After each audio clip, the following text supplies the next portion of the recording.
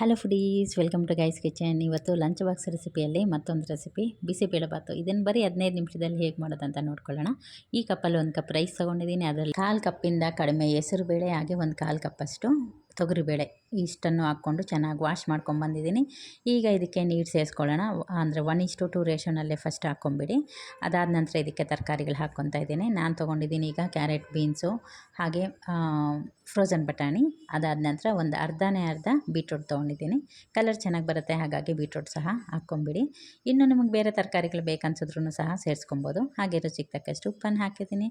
ನಂತರ ಒಂದು 1/4 ಸ್ಪೂನಷ್ಟು ಅರಿಶಿನ ಪುಡಿ ಹಾಕಿ ಇದನ್ನೀಗ ಒಮ್ಮೆ ಮಿಕ್ಸ್ ಮಾಡ್ಕೊಳ್ಳೋಣ. ಹಾಗೆ ಈ ಲಂಚ್ ಬಾಕ್ಸ್ ಸೀರೀಸ್ ಹೇಗೆ ಅನಿಸ್ತಾ ಇದೆ ಕಮೆಂಟಲ್ಲಿ ತಿಳಿಸಿ. ಯಾರೆಲ್ಲ ಫಸ್ಟ್ ಟೈಮ್ ನಮ್ಮ ಚಾನಲ್ನ ನೋಡ್ತಾ ಇದ್ದೀರಾ ಸಬ್ಸ್ಕ್ರೈಬ್ ಮಾಡ್ಕೊಂಡು ನೋಡಿ. ರೆಸಿಪಿ ಇಷ್ಟ ಆಯ್ತಂದರೆ ಒಂದು ಲೈಕ್ ಮಾಡೋದನ್ನ ಮರಿಬೇಡಿ. ಲೈಕ್ ಮಾಡೋದಕ್ಕೆ ಯಾವುದೇ ಚಾರ್ಜಸ್ ಇರೋದಿಲ್ಲ, ಧಾರಾಳವಾಗಿ ಮಾಡ್ಬೋದು. ಇಷ್ಟ ಆಯ್ತಂದರೆ ಲೈಕ್ ಮಾಡೋದಕ್ಕೆ ಯಾಕೆ ಕಂಜುಸ್ತಾನ ಅಲ್ವಾ. ಬನ್ನಿ ಈಗ ಮುಂದಿನ ಪ್ರೋಸೆಸ್ ನೋಡ್ಕೊಳ್ಳೋಣ. ನೋಡಿ, ಕ್ಯಾಪ್ನ ಈಗ ಲಿಡ್ನ ಕ್ಲೋಸ್ ಮಾಡಿಬಿಟ್ಟು ಸುಮಾರು ಇಲ್ಲಿ 2 ವಿಷಲ್ ತೆಕ್ಕೊಂಡ್ರೆ ಸಾಕಾಗುತ್ತೆ. ನೋಡಿ, ಇದೇ ಬೇಯೋದಕ್ಕೆ ಅನ್ನ ಮಾಡ್ಕೊಂಡಷ್ಟೇ ಸುಲಭ ಆಗುತ್ತೆ. ತರಕಾರಿ ಹಚ್ಚೋದಕ್ಕೆ ಒಂದು 10 ನಿಮಿಷ ತೊಗೋಬೋದು ಅಷ್ಟೇ. ನೋಡಿ, ಈಗ ಇದು ರೆಡಿ ಆಗೋಯ್ತು. ಈಗ ಇದಕ್ಕೆ ಮುಂದಿನ ಪ್ರೋಸೆಸ್ ನೋಡ್ಕೊಳ್ಳೋಣ. ಒಮ್ಮೆ ಇದನ್ನೆಲ್ಲ ನೀಟಾಗಿ ಮಿಕ್ಸ್ ಮಾಡ್ಕೊಳ್ಳೋಣ. ಲಂಚ್ ಬಾಕ್ಸಿಗೆ ಅಂತಲೇ ಅಲ್ಲ, ಬ್ರೇಕ್ಫಾಸ್ಟೂ ಎವ್ರಿಡೇ ಅನ್ಸತ್ತಲ್ಲ, ದಿನ ನಾಳೆ ಏನು ಮಾಡೋದು ಅನ್ನೋ ಥರನೇ ಇರುತ್ತೆ. ಎವ್ರಿಡೇ ಇದನ್ನು ಫಾಲೋ ಮಾಡಿ ಈಸಿಯಾಗಿ ಮಾಡ್ಕೊಂಬಿಡ್ಬೋದು. ಕ್ಲಾರಿಟಿ ಇತ್ತು ನಾಳೆ ಏನು ಮಾಡಬೇಕು ಅಂತಾದರೆ ಪಟ್ಟಂತ ಮಾಡ್ಕೊಂಬಿಡ್ಬೋದು. ಇಲ್ಲಾಂದರೆ ಕೂತು ಯೋಚನೆ ಮಾಡೋದಲ್ಲೇ ಟೈಮ್ ಕಳೆದ್ಬಿಡ್ತೀವಿ. ಹಾಗಾಗಿ ನೋಡಿ, ಈಗ ನೀರನ್ನು ಹಾಕ್ಕೊಂಡಿದ್ದೀನಿ ಇನ್ನೂ ಸ್ವಲ್ಪ ಇದಕ್ಕೆ. ಹಾಗೆ ಹುಣಸೆ ರಸ ಹಾಕ್ಕೊಂಡಿದ್ದೀನಿ.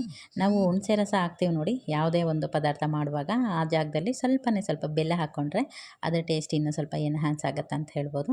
ಈಗ ಇದನ್ನೆಲ್ಲ ಒಮ್ಮೆ ಮಿಕ್ಸ್ ಮಾಡಿಕೊಂಡು ಇದಕ್ಕೆ ಬಿಸಿಬೇಳೆಬಾತು ಪೌಡರ್ನ ಮಿಕ್ಸ್ ಮಾಡ್ಕೊಂಬಿಡೋಣ. ಇನ್ನು ಗ್ಯಾಸ್ ಹಚ್ಚಿಲ್ಲ ನಾನು, ಆಫಲ್ಲೇ ಇದೆ. ಈಗ ನೋಡಿ ಹಾಕ್ಕೊಂಡು ಫಸ್ಟು ನೋಡ್ಕೊಂಬಿಡೋಣ, ಅದು ಕಲರ್ ಗೊತ್ತಾಗತ್ತಲ್ಲ ಎಷ್ಟು ಬೇಕು ಮಸಾಲ ಅಂತ. ಅದನ್ನು ನೋಡಿಕೊಂಡು ಅದಾದ ನಂತರ ನಾವು ಇದನ್ನು ಒಂದು 10 ನಿಮಿಷ ಬೇಯಿಸ್ಕೊಂಡ್ರೆ ಆಯಿತು. ಈಗ ನೋಡಿ, ಪೌಡರ್ನ ಹಾಕ್ಕೊಂಡಿದ್ದೀನಿ. ಇನ್ನೂ ಸ್ವಲ್ಪ ಕಡಿಮೆ ಅನ್ನಿಸ್ತು. ನಾನು ಇನ್ನೂ ಒಂದು 10 ರುಪೀಸ್ ಪಾಕೆಟನ್ನೇ ಇದು, ಇನ್ನೂ ಒಂದು ಅರ್ಧ ಪಾಕೆಟಷ್ಟು ಯೂಸ್ ಮಾಡ್ಕೊಂಡಿದ್ದೀನಿ. ಈಗ ಇದನ್ನೆಲ್ಲ ಚೆನ್ನಾಗಿ ಒಂದೊಳ್ಳೆ ಮಿಕ್ಸ್ ಕೊಟ್ಬಿಟ್ಟು ನೀರನ್ನ ಸೇರಿಸ್ಕೊಂಡು ಚೆನ್ನಾಗಿ ಲೋ ಫ್ಲೇಮಲ್ಲಿ ಚೆನ್ನಾಗಿ ಕುದಿಲಿಕ್ಕೆ ಬಿಟ್ಬಿಡೋಣ. ನೋಡಿ, ಚೆನ್ನಾಗಿ ಹೊಂದ್ಕೊಂಡಿದೆ. ಈಗ ಲಿಡ್ನ ಕ್ಲೋಸ್ ಮಾಡಿ ಇನ್ನೊಂದು 2 ನಿಮಿಷ ಇದನ್ನು ಸಣ್ಣ ಊರಿನಲ್ಲಿ ಬೇಯಿಸ್ಕೊತಾ ಇದ್ದೀನಿ. ನೋಡಿ, ಚೆನ್ನಾಗಿ ಬೆಂದಿದೆ.